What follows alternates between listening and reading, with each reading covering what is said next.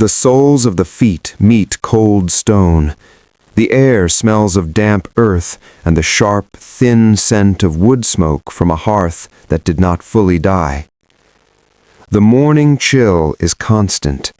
It is a weight carried on the shoulders from the moment of waking until the sun is high.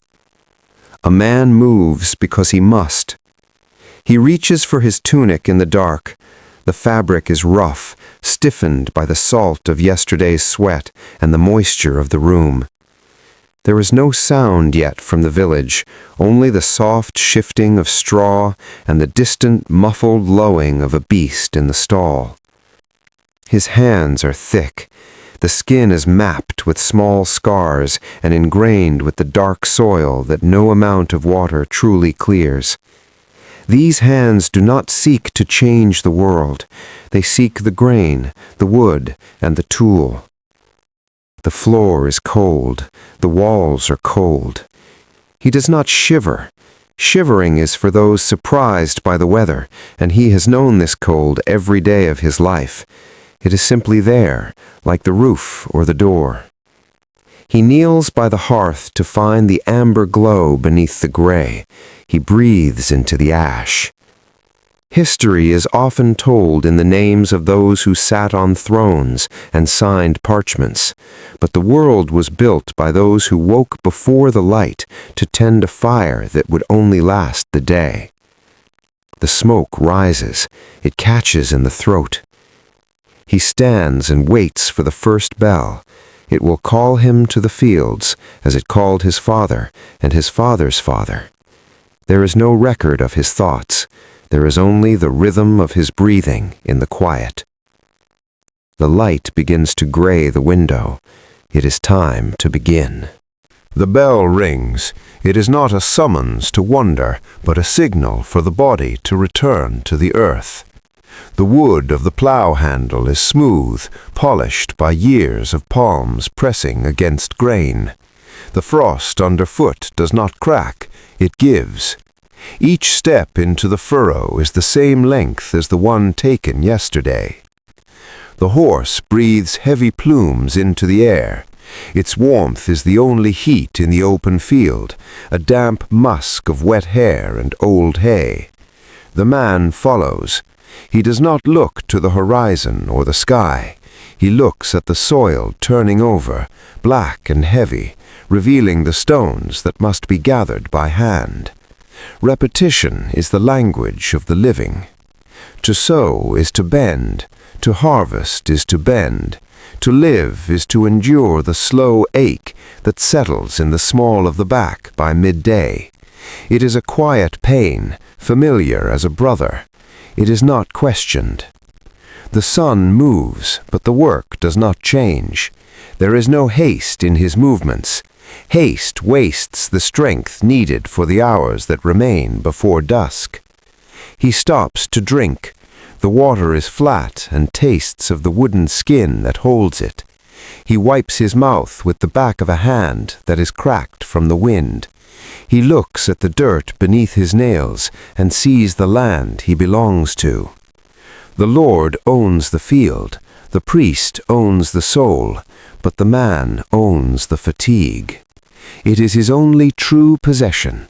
It is the proof that he has met the day and held his ground.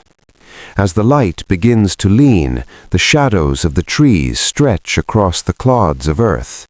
The wind picks up, carrying the smell of the coming rain. He does not hurry. He finishes the row. The tools are gathered. The horse is led. The path back to the village is worn deep by centuries of feet seeking the same hearths. The weight of the day is not a burden to be cast off. It is a garment worn until sleep takes it away. The fire burns low, casting shadows that do not reach the corners of the room. Here, in the dimness, the world shrinks to the size of a bowl of pottage and the warmth of a body nearby. The belly is never truly full. It is only less empty than it was when the sun was high. Hunger is a quiet neighbor who lives in the rafters and waits for the snow. A woman sits by the hearth. Her fingers move with a rhythm that does not require sight. She mends a woolen hose, the needle passing through the fabric with a soft, repetitive hiss. Her eyes are fixed on the embers. She is thinking of the grain store. She is calculating the weeks until the first thaw. These are the things that are never carved into stone. A child coughs in the straw. It is a dry, hollow sound. The man and the woman exchange a look, but they do not speak. To speak of fear is to give it a seat at the table. They simply listen to the breathing of the house. Small joys are found in the mouth, a piece of salt pork, a crust of bread that is not too hard to chew, a moment where the wind dies down and the roof does not leak. These are the victories of a lifetime. Love is not a word used here. It is a heavy blanket pulled over a shivering shoulder. It is the man giving the larger portion of broth to the boy. It is the woman staying awake to watch the fire so the others may rest. It is an act of labor. They remember those who are gone, but they do not weep loudly. There is no time for the luxury of long mourning. The dead are folded into the earth they worked, becoming part of the soil that feeds the next season. They are missed in the way a missing tool is missed, a gap in the daily routine, a heaviness in the hand that used to be held. The man feels the scars on his knuckles. They are the map of his history. One from a slip of a scythe, one from a kick of a mule, one from a winter so cold the skin split like dry wood. He does not expect to be remembered. He does not think of a future where his name is spoken. He thinks of the woodpile. He thinks of the leaking thatch. The darkness outside is absolute. There are no lights on the horizon, only the vast, indifferent stretch of the forest and the hills. Within these four walls, life persists. It is small, it is fragile, it is enough. The woman sets down her needle. The man banks the fire with ash to save the heat for the morning. They move toward the bedding without a word. The silence is not empty, it is full of the weight of their shared endurance. Tomorrow will be the same as today. In this, there is a terrible kind of peace. The house settles, the wood groans, the embers fade to a dull, pulsing red. The bell strikes a different note. It does not call the hands to the plow, but the spirit to the stone. The church is the tallest thing in the valley. It is built of rock that will outlive the wood of the cottages and the flesh of the men who hauled it. Inside, the air is still. It smells of cold wax and the dust of many generations. The man removes his cap. He enters with his head bowed, not because he is ashamed, but because he is small. The ceiling is high, arching toward a sky he cannot see. It is a space designed for a greatness he does not possess. The priest speaks in a tongue that the man does not understand. The words are like the wind in the trees, ancient, rhythmic, and inevitable. He does not need to know the meaning of the sounds to know the meaning of the moment. The meaning is order. He kneels on the hard floor. His knees ache, but the ache is a form of prayer. He looks at the painted figures on the walls.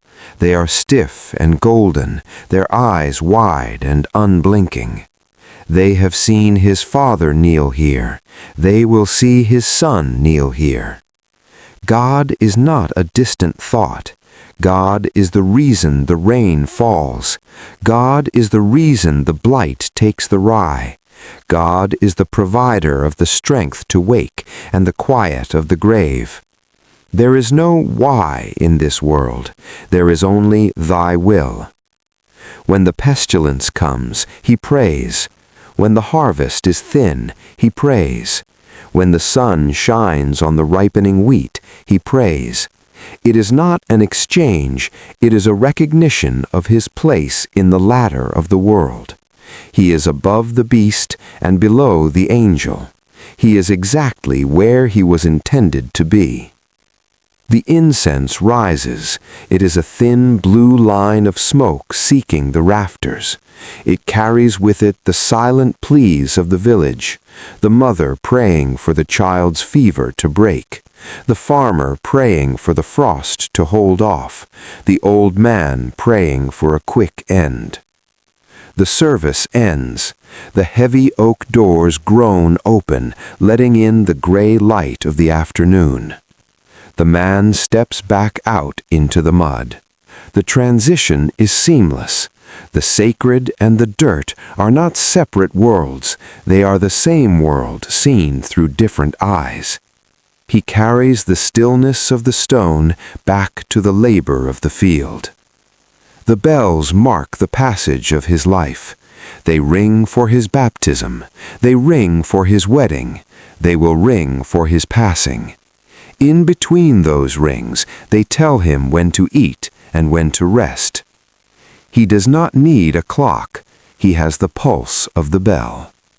He returns to his work. The plow waits where he left it. The earth is still there, demanding and silent. He places his hand back on the smooth wood and pushes.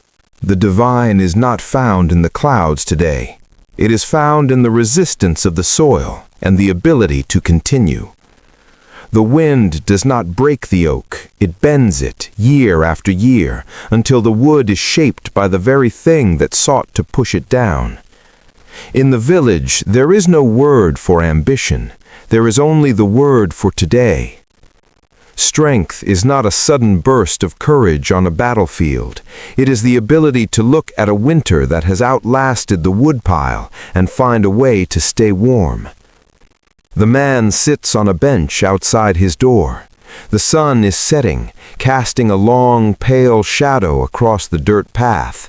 His body is a record of seasons. His back is curved like the sickle. His fingers are thick and slow. He has outlived the brothers who died in the cradle and the friends who fell to the summer fever.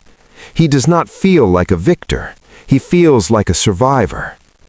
There is a quiet intelligence in the way he moves. He knows exactly how much water the bucket holds. He knows which branch will burn long and which will pop and spark. He knows the scent of snow 3 days before it arrives. This knowledge was not learned from books. It was pressed into him by the weight of necessity. The world beyond the hills is changing. Kings rise in the south. Borders are drawn and redrawn in ink on skins. New taxes are declared by men who have never touched a hoe. The man hears of these things when the traveler stops at the well. He listens, but he does not wonder. A change of crown does not change the depth of the furrow. A new law does not make the rain fall any softer on a leaking roof. He finds his peace in the continuity. The sun rises in the east. The grain ripens in the heat. The hearth fire requires tending. These are the truths that do not lie. He sees a young man sprinting toward the tavern full of heat and hurry. He does not smile, but he understands. He too once thought that speed could outrun the day. Now he knows that the day always wins. The secret is not to run, but to walk at a pace that can be maintained until the light fails. Patience is not the absence of action, it is the presence of a long memory. He remembers the great famine. He remembers the year the crows took the seed. He survived them by doing the same thing he does now, waking, breathing, and working. His endurance is not loud. It does not ask for an audience. It does not require a song. It is the steady thrum of a heart that has decided to keep beating. It is the choice to sharpen the tool instead of throwing it down. It is the dignity of the animal that continues to pull the load, because the load must be moved.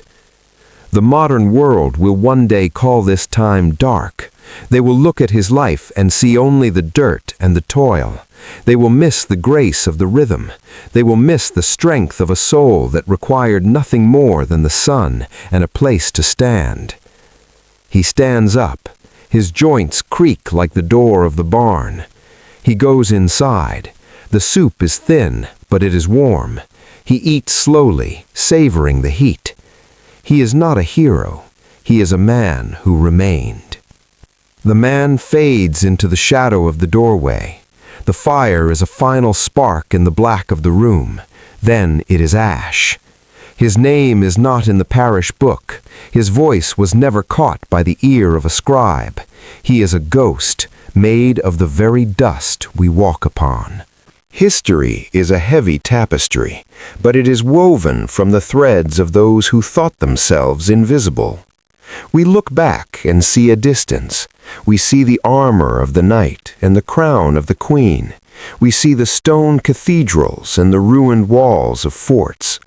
We call these the markers of our past. But the past is not found in the stone. It is found in the tilt of a head, the grip of a hand, and the way a person stands against the wind. Though centuries separate us, the man who woke in the cold is not a stranger. His hunger is the ancestor of our hunger. His fatigue is the root of our rest. The way he looked at his child in the firelight is the same gaze that is passed from parent to small face in every age that has followed. We are his continuation. We carry his instincts in our marrow. We feel his ancient caution when the winter sky turns iron gray. We feel his relief when the first green shoot breaks the crust of the garden. We are built from his survival. The stories of the great are often lies told to justify power. The stories of the ordinary are the only truths that never change. They lived without the expectation of being known. They worked without the promise of being thanked.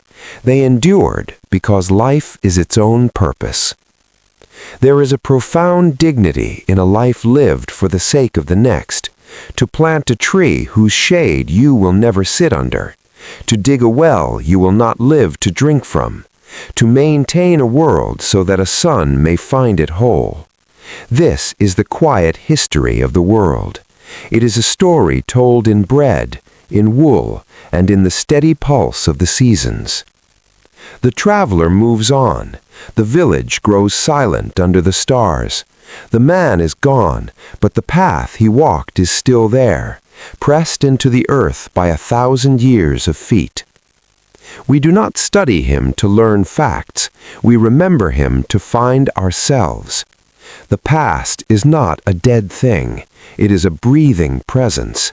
It is the weight of the tool in your hand and the warmth of the hearth at your back.